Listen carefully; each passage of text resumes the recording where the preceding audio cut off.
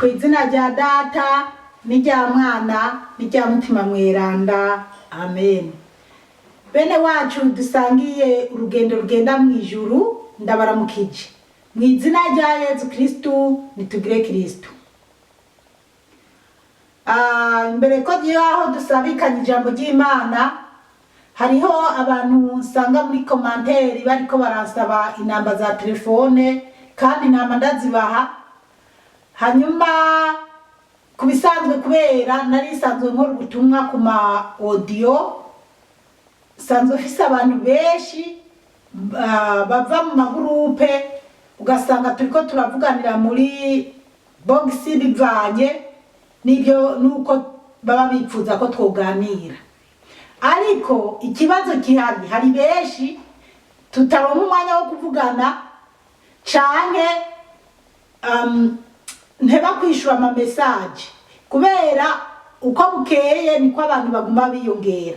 Rero kuva ntanguje channel naho hariho abambona kuri YouTube nabo bakeneye inamba, bakazisaba nkasanga muri commentaire bavyanditsemo kandi nama ndabishura nkazibaha.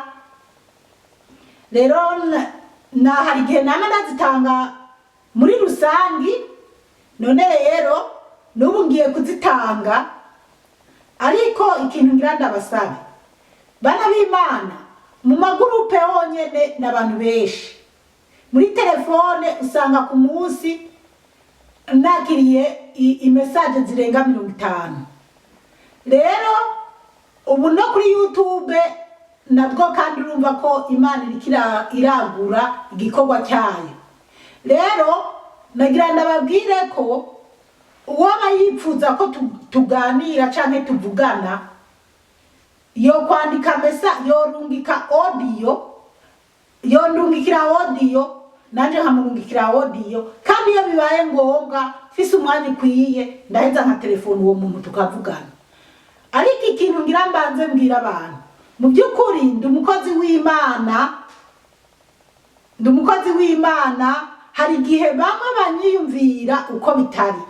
Hari igihe nk'umuntu yiyumvira ati uyu mukozi w'Imana avuga neza, uyu mukozi w'Imana yongirira neza uku. Ariko nagira ndababwire, muri benshi mufise ibibazo byo gufashwa, kuburyo umuntu aba yumva ati ninamutura ikibazo cyanje cyuko ndarubusa canke nabuze amahera y'inzu canke abana bataja ku ishuri, uyu mukozi w'Imana yogikemura.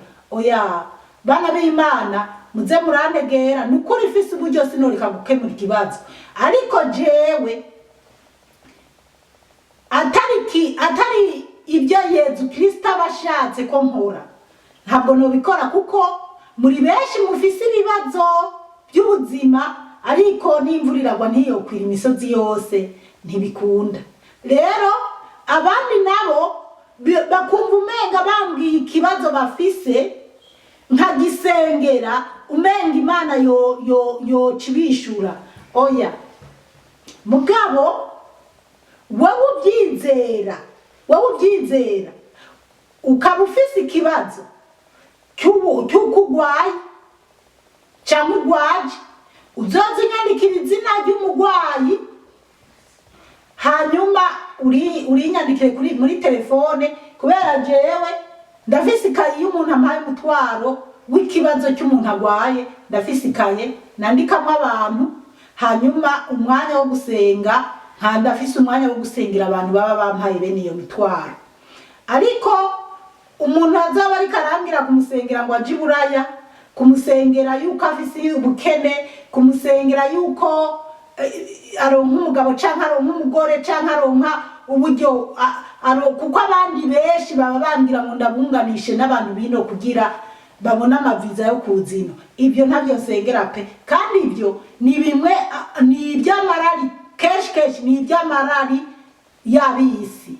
Kandi abavuga butumwa bababesha bene ibyo bintu ngo barabasengera ibintu bigakoreka. Nta muze muraraba neza bene abo bantu, kuko harabamo n'ubujyajya abana b'Imana. Nukuza muraraba ubujyajya buri mu bantu biyita abakozi b'Imana. Ubanza uraba uwo mukozi w'Imana ibintu ariko aragira inyunga bifisemo, urabe ni umukozi w'Imana by'ukuri cyangwa se ni uri karavangira abandi bakozi b'Imana.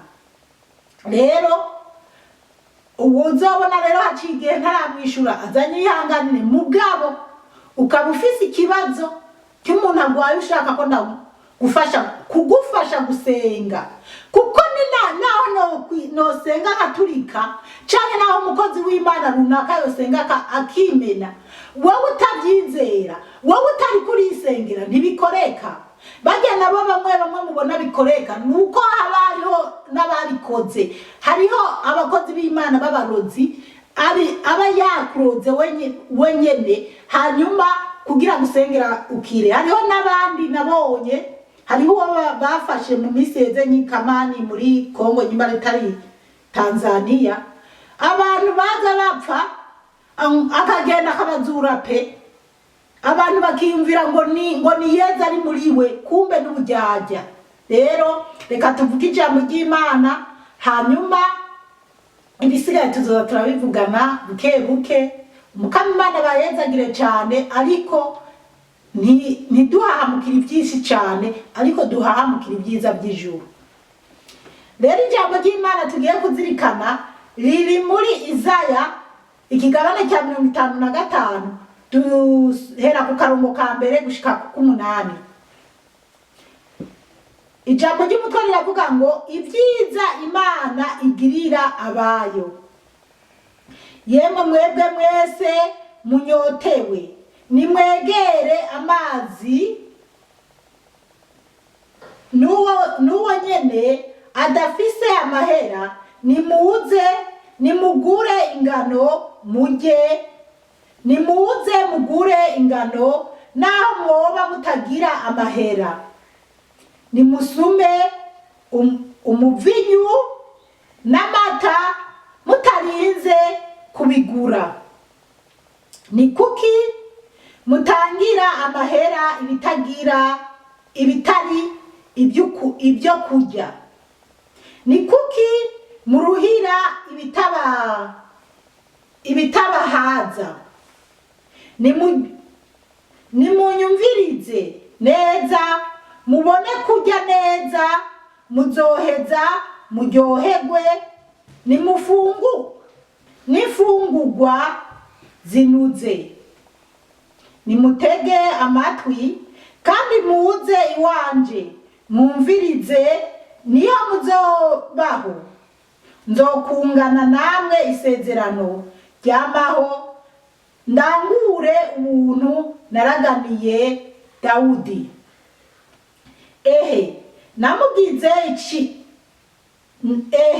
Namugize icabona mu bihugu, ndamugira umukuru ategeka ibihugu. Uzohanagara amakungu utazi, kandi n'amakungu atakuzi azokwirukira, kubera Umukama Imana yawe, n'ukubera umweranda w'Isirayeli, kuko yakuninahaje. Nimurondere Umukama mu gihe ashobora kuboneka, nimumwambaze umwanya akiri hafi. Umubisha nahebe inzira yiwe, umunyacaha nawe ahebe ibyiyumviro vyiwe. Nagaruke ku Mukama, nawe azomugirira impuhwe, nagaruke ku Mana yacu, kuko ikigongo cyayo ari cishi. Nkako ibyiyumviro byanje sibyo byiyumviro byanyu, kandi inzira zanyu sizo nzira zanje, ni iriyazwe n'Umukama bene wacu muri Yesu Kristu. Iri ni ijambo ry'Imana, dushima Imana. Aleluya, amen. Bana b'Imana, ijambo ry'umutwe twisunga riravuga ngo ibyiza Imana igirira abayo. Ngo ibyiza Imana igirira abayo. Murumva ko hariho abayo b'Imana. Imana abayizigira, Imana irabagirira neza. Rimwe havuga ngo yemwe mwebwe mwese munyotewe nimwegera amazi n'uwo nyene adafise amahera. Haleluya, amen amen. Mwumvise ngo abantu bose tunyotewe ngo nitwegera amazi y'ubuzima, ngo n'uwo wese atagira amahera yegere amazi y'ubuzima. Turabandanya, nimuze nimugure ingano mujye, nimuze mugure ingano naho mwoba mutagira amahera. Imana iraturarikira ngo nitugende ku Mana ubutagira amahera ngo tugure ingano, kandi ngo n'ubutagira amahera. None burya n'ingano nyene ziza mu mirima n'amata nyene y'inka. Oya, n'amazi yo ku isoko ry'Imana, amazi y'ubugingo.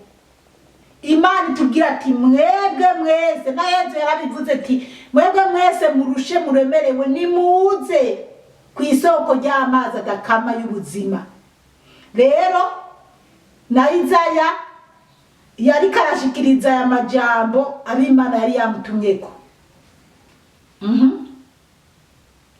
Nimusume umuvinyu n'amata mutarinze kubigura, ngo musume umuvinyu n'amata n'ingano ngo mutarinze kubigura. Imana ni nziza kweli, ngo tutarinze kubigura. Abantu rero duca duhamukira kugura imivinyu, inzoga, iby'isi, mugabo sibyo Imana iriko iratubwira. Oya, tugura amazi y'ubugingo, twemera Imana. Ibi byanditswe Yesu Kristo ataraza kuba mw'isi, ariko Yesu amaze kuja mw'isi arabishimangira ati mwebwe mwese murushe muremerewe nimuze. Abantu benshi bararushe, tukirengagiza kuza kuri Yesu Kristo. Nukuri ngiye kubabwira ati hari imyaka nabayeho nama ntunguye mbabaye ntigera mbona umunezero, mugabo ubu novuga ati haraheze imyaka 6 fise amahoro, numva umunezero. Ego si 100%, hari n'igihe bicangacangana, mugabo ntacyo. Urazi kurara udasinziriye kubera ibibazo wowe uba witeye canke. Dushimira Imana kuvuze ati twese tugende ku Mana ihari kugira iduhe ku mazi y'ubuzima. Kabiri haravuga ngo ni kuki mutangira amahera ibitari ibyo kurya, ngo ni kuki dutangira amahera ibitari ibyo kurya. Ni kuki muruhira ibitabahaza, ngo ni kuki turuhira ibitaduhaza. Mbwira abantu batangira amahera ibitari ibyo kurya. Umuntu gushika naho atanga umwana wiwe canke nyina wiwe canke umugenzi wiwe ngo ariko arahama ubutunzi bwo mw'isi nibyo kurya ibyo. Oya, ariko Imana yo mwifise amazi y'ubuzima, kandi uwo ari we wese yashaka ihari kugira iyamuhego. Rero Imana ikaturarikira ko twogura, n'ubu udafise amahera twogenda tukarondera iby'akamaro ku mazi y'ubugingo, ngo tureke gutangira amahera bitagira mvura. Abantu benshi tangira bashuka canke abandi bakabeshwa na bagenzi babo ko bagiye kubereka hari ubutunzi, bagasanga baragundurira. Ariko Mana novuga byinshi, hari abantu namabona bararamukanya za ntoke bimwe bya gishitani. Je sinobigira ku ntoke zanje, ariko narabibigishije ngene bagonda intoke zo hagati, izi zibiri zo hagati, izi zindi zibiri zigasigara n'amahembe, canke bakagonda izi 3 zo hagati, urunuru bigasigara n'amahembe. Indamukanya y'amadini ya gishitani. rero harabona bonye bari barigize abasitari biyemera bameyeho, ariko ibyo kwa Satani bimaramaza abantu ku munota. Rero ubu hari abari mu magereza, abandi babiguyemo batarabyicuza. Rero hari ab'Imana ibinyereka, nkabona nyereko abantu bishimiye iby'isi canke bishimiye ubusitani ko bazwi, ariko ari ingabirano zabo za shitani. Shitani iragushuka mu munota umwe ikabikira gutwenga canke irikira gukubitira muri gihonomo kwa shitani. Rero turondera amazi y'ubugingo. Turabandanya gatatu, ariko reka sinahamaze neza, haracyari kuri kabiri. Nimunyumvirize neza mubone kurya neza, ngo twumvirize Imana neza tubone kurya neza. Muzoheza muryoherwe n'ifungurwa zinuze, ngo tuzoheza turyoherwe n'ifungurwa zinuze. Imvirize fungurwa zinuze zivuye ku Mana. Abantu bamaze kwakira Imana, naho boba bari mu bibazo, bagumana umunezero. Bana b'Imana, nimubone ngo nicaye ngaha, je ndafise ibibazo, kubera ndafise ibibazo mu buzima by'ubugwayi, mugabo kubera Yesu Kristo namwakiriye kandi ndi kumwe nawe kandi ndamwubaha. Ego mugabo hari yaho ndamugambararira, mugabo nuzuye amahoro, simeze nko mu myaka yaheze. Kandi mu myaka yaheze nari umugore w'ikizungerezi yiyumva atagwaragurika atagira iki, ariko naza kuryama bukarinda buca nkanuye kubera ibibazo, kandi kubera bimwe ibibazo byinshi bimwe nanje narabyitera. Ubwo rero ko duhawe karibu ku Mana ngo turye ibyo kurya bimeze neza tutarinze kugura nibiye. Soma Bibiliya, wumva amahoro muri Yesu Kristo, usenge, naho byomera gute umubabaro, naho waba waraye ubusa, wumva umunezero. Gatatu, nimuntege amatwi kandi muzi wanje, mwumvirize niho muzobaho.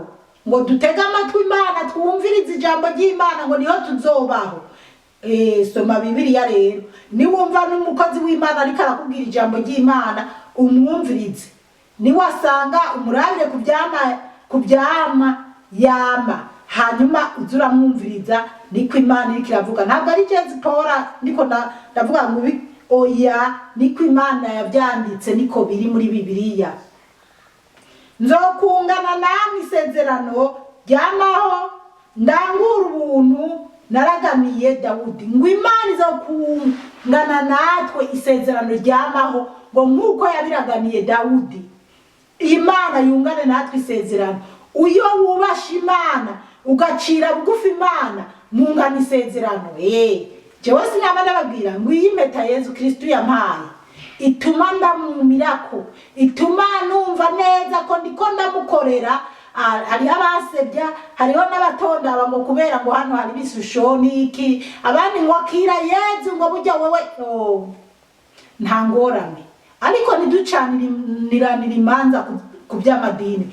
Je ntacyo mfa n'amadini, tonzi nuko mvuga ijambo ry'Imana rivuye kuri Yesu Kristo. Iri jambo ry'Imana niko ndavuga, ni Yesu Kristo yari impaye kandi kugira nigisha aha hantu uyu munsi.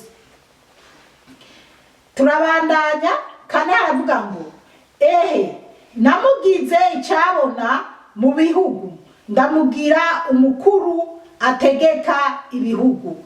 Ngo yamugize, iyo ni Imana iriko iravuga, kubera iriko iratwereka ati Dawudi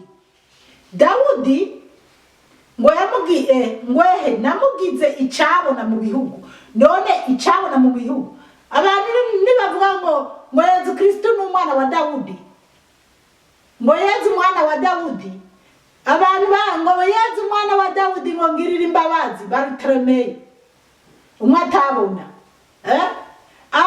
Rero canke kubisandasanda rituvuga ngo hozana mwana wa Dawudi, hozana mwana wa Dawudi. Rero wumva iryo sezerano Imana yagiraniye na Dawudi, wowe utarikeneye.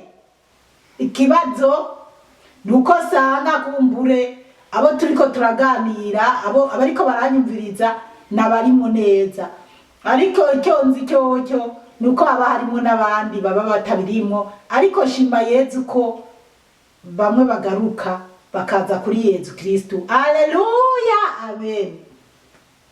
Gatanu, azohamagara amakungu utazi, kandi n'amakungu atakuzi azokwirukira kubera Umukama Imana yawe. ngo azohamagara amakungu. Uwo Dawudi, none mu makungu ntihavugwa Dawudi cyane, ngo n'amakungu yubahe Dawudi. Mu bihugu byose nta utazi Dawudi, nta numwe atazi Dawudi. Rero natwe turabuzukuru ba Dawudi. Muzi ko aturuka mu muryango wo kwa Abrahamu. Muzi ko Dawudi ariho na Bikira Mariya zamana. Rero ngo nukubera umweranda w'Isirayeli kuko yakuninahaje. Ngubwo ni kubera umweranda wa Isirayeli, ngo kuko ubwo ni kubera Imana nyene yaninahaje Dawudi mu makungu yose. Gatandatu, nimurondere Umukama mu gihe ashobora kuboneka, nimumwambaze umwanya akiri hafi. Imana idutabare cyane, ariko Imana ni nziza kweri. Itubwiye ngo nituyirondere, ngo igire ikiri hafi, ngo igihe gishobora kuboneka. Turondere Imana bigishoboka. Muri iki gihe murazi nyene ko abantu benshi bari gupfa bishwe n'impanuka, bapfa batiteguye. Ejo niho nariko ndaraba mu bakinyi b'ifilime bo mu Burundi, ubundi muntu yariko aravuga ngo jewe ndasaba Imana, avuga ati jewe umwe ati wowe upfuye byoba birebire, ngo jewe ngo ndinze numva ngo naka bavuze ngo karibu naka ngo nzoca menya ko ngo ngiye mu muriro pe, ngo kuko uyu ndazi neza ko ataje mu muriro. Ubundi nawe akavuga ngo nyene biyagiriza nyene bo nyene bivugira atebo ti je ndabizi ti mugabo wo wundi aravuga ti je ndazi neza nubwo ni munyafa mafuti Imana irazi ko afise umubiri ti buri Imana izombabarira. Ati Imana izompa akanya gatoya ko kugwara, ati nzangware kugira nzopfe niteguye. Uwo muntu niko yari karavuga mu bakinyi ba filime b'i Burundi, umudamu mwiza cyane. Nanje ndabagera nizo filime kubera nyamudamu arimo. Rero nyimba ariko arabisaba, ariko wewe ni hari gihe kwari gutegura kuko akina amafilime. Mugabo bana b'Imana ntuze wiyumvire ngo Imana izoguha akanya gatoya kugware kugira wicuze. Abariko barapfa bishwe n'amabombe canke n'imyuzure y'amazi batari biteze bangana iki. Niyo mpamvu dukwiye kwitegura, tutaguma tuvuga ati nzogwara hanyuma nzobone kwicuza. Oya, turabandanya. Indwi aravuga ngo umubisha nahebe inzira yiwe, ariko iyo Mana ni nziza kweri, ngo umubisha ahebe inzira yiwe, umunyacaha nawe ahebe ivyiyumviro vyiwe. Ngo n'umunyacyaha ahebe ivyiyumviro vyiwe. Ibyo vyiyumviro vyo kwica ubihebe, ibyo vyiyumviro vyo gusambana ubihebe, ibyo vyiyumviro vyo guhemukira abagenzi bawe ubihebe, ibyo vyiyumviro vyo gukuramo inda ubihebe, ibyo vyiyumviro vyo gukoresha abana bakiri bato batama pornography ubihebe, ibyo vyiyumviro by'ubugome ubihebe. Nagaruke ku Mukama nawe azomugirira impuhwe, nagaruke ku Mana yacu kuko ikigongwe cayo ari cishi. Ngo uwo muntu nagaruke ku Mukama Imana, ngo kuko Imana ifise ikigongwe kishi. Kandi ndibaza twarabibonye inyigisho yeje twazirikanye yari yeyo mu gitabo ca Mwene Siraki kuri 5. Fatajya amajambo, ariko Yezu Kristo ni gitangaza koko. We yampaye amajambo nukuri, ntabwo narinzi ko uyu munsi no kwigisha ahantu, ariko niko Yezu yampangiye. Rero njiye niyumvira bijya byo muri Mwene Siraki. Imana ni nziza cyane. tugaruke rero ku mukama ibintu bikimeze neza. 8 havuga ngo nkako ivyiyumviro byanje sibyo vyiyumviro byanyu, ngo ivyiyumviro by'Imana sibyo vyiyumviro byacu, kuko twiyumvira ngo nzogwara nihane canke nzokwihanejo nzoza guhiga umusaseredoti kwa mundwiza, reka nishingire canke mfe gukwega, hanyuma nitwamara kubyara tuzogenda kugarukira Imana. Oya, mu byiyumviro byacu sibyo by'Imana. Uri kuriyumvira ibyo, ibuka kandi wa mutunzi yegeranye ibintu byiwe ngo reka niraramire, ngo ubu ngo ndujuje ibigega, ngo umutima wanje nkabikujya nyene twasomye muri mwene Esiraki. Mugabo Imana ati wakijuju, ati uyu munsi baragutwara ubuzima, tubuzima bwa naguhaye ndabukeneye. Rero wewe wiyumvira ko uzogarukira Imana ejo uzihane ejo uzorokoka ejo, siko Imana ivyiyumvira. Uravye nawe ukabipfiramo ni mu muriro. Byoba byiza rero ujanye n'iby'Imana ishaka, ukagira mariage imbere y'uko urongora canke imbere y'uko urongorwa, ibintu nk'ibyo. Amahirwe ya twese ntameze kimwe, kuko hari abubatse babyaye 10 barapfunga impeta, na mama yapfunze impeta abyaye 5, ariko wowe wibaza ko bizogenda gute?